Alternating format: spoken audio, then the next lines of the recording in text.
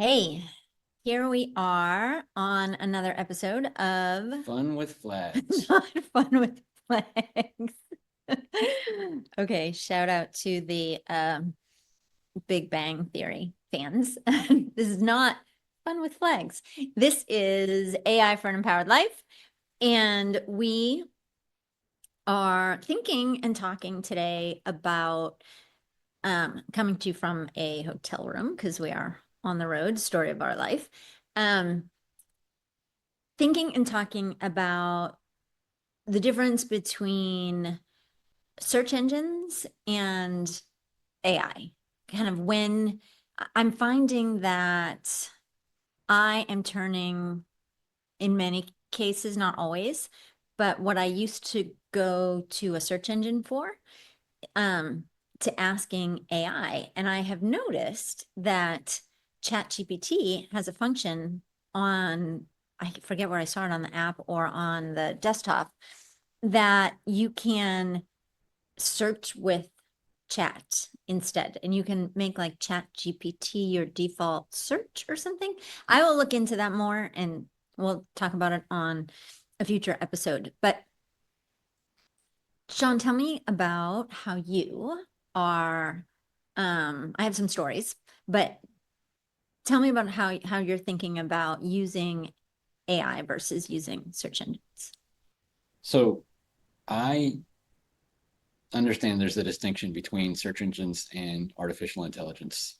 With search engines, you enter a keyword or a set of keywords in an effort to identify a source of information. So the search engine gives you a list of of resources, sources of information, and it tries to rank those results to provide the highest likelihood that the information that it's giving you is what will help you solve the problem, make a decision, understand, learn something new, whatever it is that you're trying to do. Alternatively, AI, you can ask a question directly and it will give you an answer. So the search engine is giving you information, this AI is giving you an answer. Yes, or search engines now, you see the AI generated response in like in Google, it tells you at the Yeah. top. Well, that's AI. Right, exactly. Mhm. Exactly. Right. And so there's going to be probably, I guess, very little distinction in the future between the two. But go ahead. Maybe. Yeah. I mean, so the search engines, Google will give you the AI answer and it will also provide the search results. The question is, will people go to the search results or will they just use AI? Well, and part of the reason that I think search is becoming less useful, at least on Google, is because they're polluting their results with sponsored content. How far down do you have to search before you get to something that is organic and not paid? Mhm.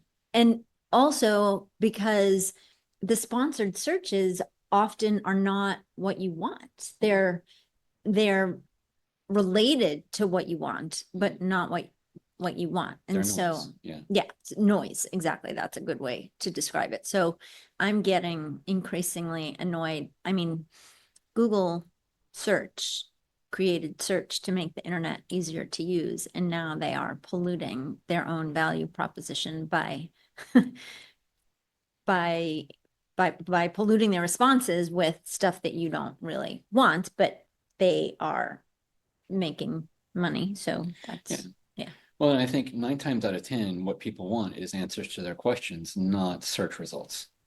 So I think that AI is a better tool for finding what most people want most of the time. I mean, you use this all of the time, right? You're using AI a lot more than you use search. Well, yes. Yeah, I guess it depends on the nature of what I'm looking for. So a lot of times I will use AI to narrow down my search. Okay. What I like about AI is its ability to surface what you need from a whole swath of information. And this was supposed to be the value proposition of search engines.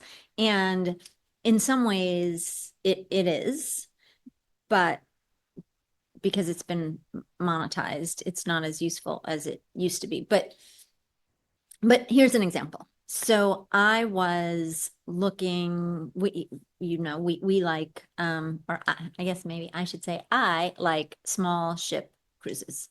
And we have gone on several Windstar cruises, which I enjoy, but I wanted an alternative to Windstar. And so I was thinking about like what other small ship cruise lines are there? Are any of them sailing vessels? Because I think that's the selling point of Windstar. You would think they would be sponsoring this episode. Maybe they are not, but they have sailing ships, which I really like. They also have motorized ships. So I wanted to know what other small ship cruise lines are there? Are any of them sailing vessels, as opposed to motorized? How, how did their experiences compare? How big, right? Small ship can mean a lot of things. When I say small ship, I mean holds like 200 passengers, and and another definition of small ship means, 900 passengers. So how many passengers exactly? So I had all these questions about different cruise lines. And so normally I would start with a search. Um, on Google, or I use DuckDuckGo a lot as Probably just well. providing a few keywords too. Yeah, like small ship cruise lines or something.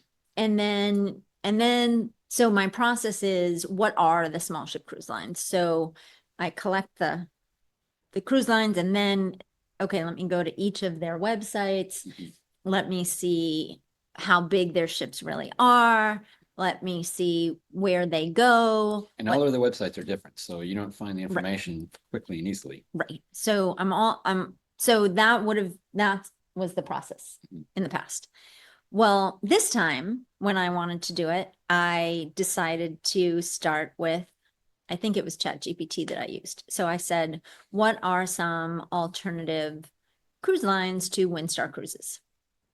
And so it immediately surfaced a whole bunch. And then I was able to narrow it down by saying, how many passengers do their ships hold? What kind of experience did they provide as compared to Windstar? What kind of places in the world do they go? How long are their typical cruises? All of that kind of stuff. And then that gave me, and then I could even ask it, put this in a table for me and compare it all. And then that then gave me, instead of finding all the different websites and then going to each website and then getting all my questions answered on each different website, using ChatGPT was able to give me a much more tailored starting point. So then I could say, okay, I just want to look at this line and this line, and I want to know the details of this itinerary and this itinerary. So from that perspective, it saved me some time, and also provided, it kind of surfaced that information. It put it into a table for me. I was able to do a comparison. On a search engine, the only way that works is if someone else in the world has actually done that for you. And um, so that's an example of a way that using AI saved me some time. Another example, and I talk about this in my work a lot, how there is no wonder anymore. And I don't mean like, wow, although there is not a lot of that anymore either. But what I mean is, there is no more, I wonder this or I wonder that, because anytime any of us get a thought in our head of, I wonder, we just immediately whip out our phones and go search for it and get the answer. And in some ways, that's a bad thing because I think, I mean, it's helpful, but do you remember when, like, a night out with your friends, you're like, I can picture like hanging out at a bar in my 20s, and part of the fun of the evening was like debating things, and no, it wasn't that, it was that, and no, that person, did better, did more than that person, and right. And you're having this lively conversation, and that was part of the fun. And now that doesn't happen anymore because I like to know. well, but there's no, it's like, oh, I wonder what the last movie was in that trilogy was named. And instead of, oh, was it, was it that? No, I think it was that. Right now, there's none of that. It's just somebody whips out their phone and says, oh, it's black. Yeah. Okay. Yep. We interact with our phones as much as we do with the people that we're around. Yes, which is super depressing in many ways. And we could get into the whole loneliness epidemic and all of that. But that's a conversation for another day. But along those lines, because I'm as guilty of this as anyone, you and I were up for a walk.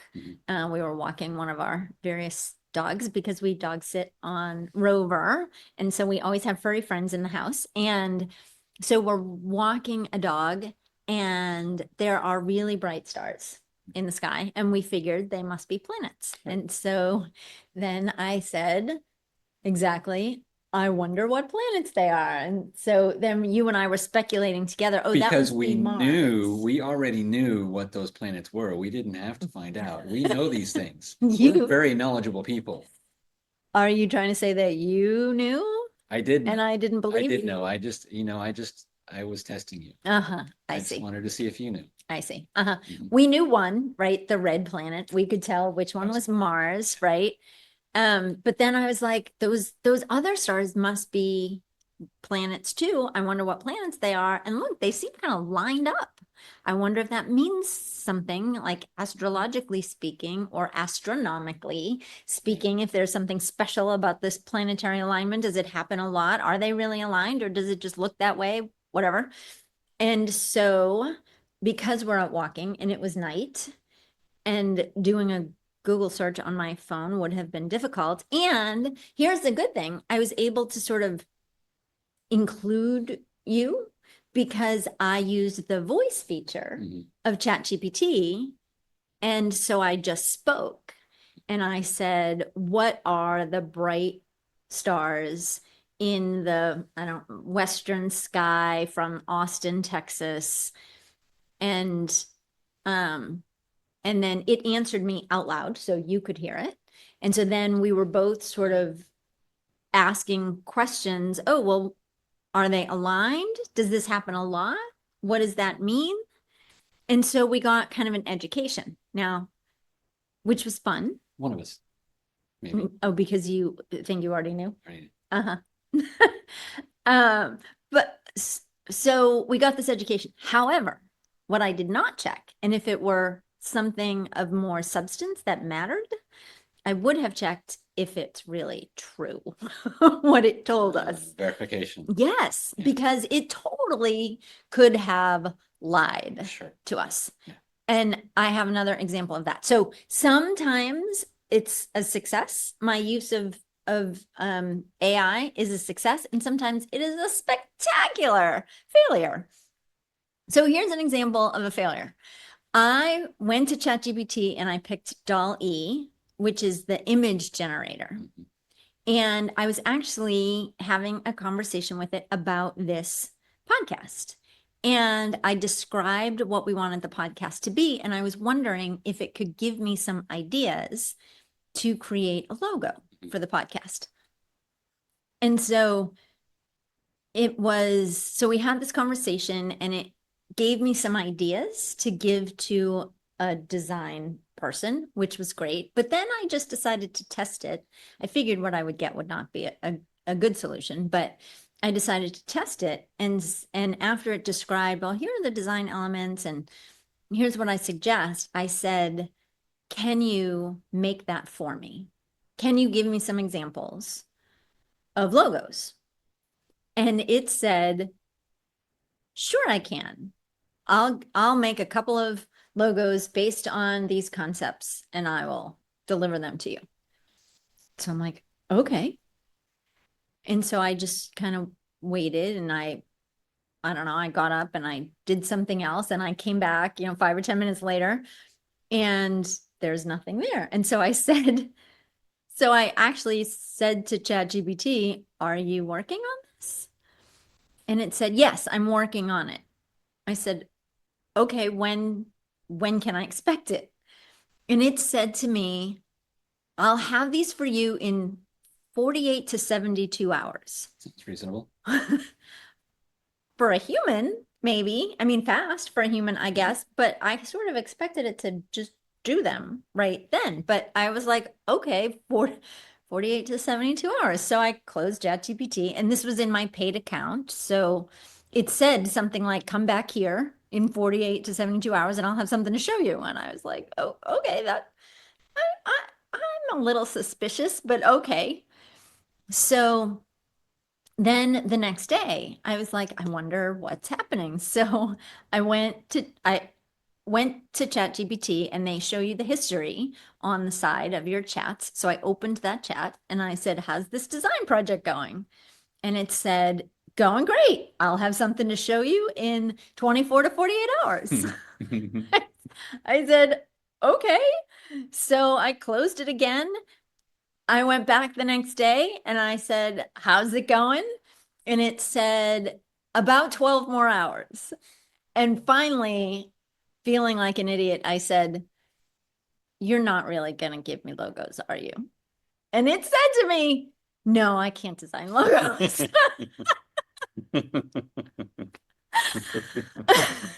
So, so that was a spectacular failure, and it's actually quite embarrassing. But it sucked me right in. I didn't entirely believe it, but I was willing to sort of go with it. All right, we'll see what happens here. So if the AI tells you 48 to 72 hours, be dubious. It's lying. Yeah, it's lying. And this has happened to me before with other things Like where me? um no, no with you. But with other things, I wanted it. So on my website, on our website, you know that there's this whole page of testimonials of Mhm. quotes that people have provided about their experience with our work. And I wanted to collect all of those testimonials and I wanted to sort them by industry. So right now it has the testimony on the website, there's the testimonial, the name of the person who said it, their title, and their company. Mhm. And I wanted all of that in a table plus the industry. Mhm. So I wanted it to figure out or look and find out in some way what the industry was. So I said, go to this URL and make a table. And ChatGPT apparently can't search the web, which I did not know at that time. But Gemini, which is the Google search engine, can. So I tried this in both. But at the time, I was in ChatGPT. I didn't know it couldn't search the web. But I told it, go to this URL, take these testimonials, put them in a table, add the column, the testimonial, the person's name, the company name, the title, and the industry that the company is in. So it said, sure. And so it gave me a table. So on this webpage, by the way, there's probably, I don't know, more than 100 testimonials. And so it gave me a table that had 7 lines. Mhm. And every testimonial was entirely made up. Fake words, fake people, fake titles, everything was fake. Mhm. And so I said, no, those aren't true. Give me the actual testimonials. And so it said, oh, okay, sorry. Let me try again.